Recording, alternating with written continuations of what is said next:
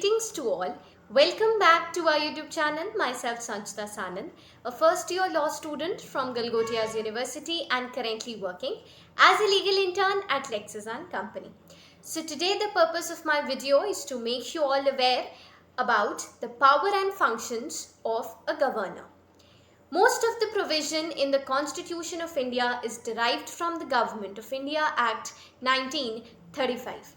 Accordingly, under this act, the governors were by the Raj, of the Raj and for the Raj.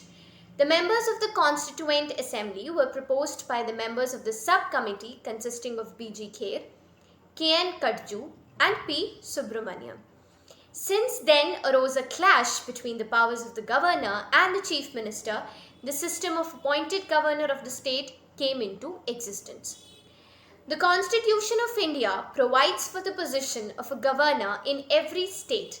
Article 153 lays out that there shall be a governor for each state, and in some cases the same person can be appointed as governor of two or more states as facilitated by the 7th Constitutional Amendment Act of 1956. The governor is the chief executive head of the state, but he enjoys only nominal or power like the President of India. The governor, on the other hand, also acts as the agent of central government, which means that his office has a dual role. Appointment, tenure and qualification of a governor. Article 155 lays out that the governor shall be appointed by the President by warrant under his seal. It means that he is neither directly elected by the people nor indirectly by the electoral college, as in the case of the President. The term of the office of the governor is usually for 5 years, but Article 156 lays out that the governor shall hold office only during the pleasure of the President and resignation by the governor. The Constitution of India provides for only two qualifications for a person to be appointed as a governor. Article 157 highlighted that no person shall be eligible for appointments as governor unless he is a citizen of India and has completed the age of 35 years. Conditions of governor's office. According to Article 158, there are certain conditions for a person to hold the office of the governor. They are, first of all, he shall not be a member of either houses of the parliament or legislature. Second, he shall not hold any office of profit. Third, he shall be entitled to use free official residence and other allowance, emoluments and privileges. If he is appointed as a governor of two or more states, he will be entitled to emoluments and allowances according to funds allocated among the states proportionately as determined by the President. During his term of office, the emoluments and allowances shall not be diminished. Now, what are the powers and functions?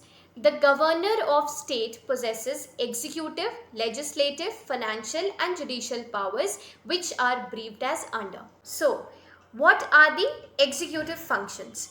All the executive actions of the state government are taken in his name formally according to Article 166.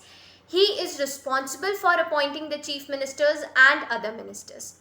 He has the power to appoint tribal welfare minister in the states of Chhattisgarh, Jharkhand, Madhya Pradesh and Odisha. He appoints the state election commissioner and advocate general. He also appoints the chairman and members of the state public service commission, but they can be removed only by the president and not the governor. He cannot delay an emergency in the state but can recommend the imposition of a constitutional emergency to the president. He acts as the chancellor of the state universities and also appoints vice chancellors of universities in the state. Now, what are the legislative functions? He can summon the state legislature as well as can dissolve the state legislative assembly. He addresses the state legislature at the commencement of each session and also the first session every year. In case the office of the speaker or the deputy speaker fall vacant, he can appoint any member of the state legislative assembly to preside over its proceedings. He nominates 1/6 of the members of the legislative council from people with special knowledge. In consultation with the election commission, he can decide on disqualifying a number of the state legislature.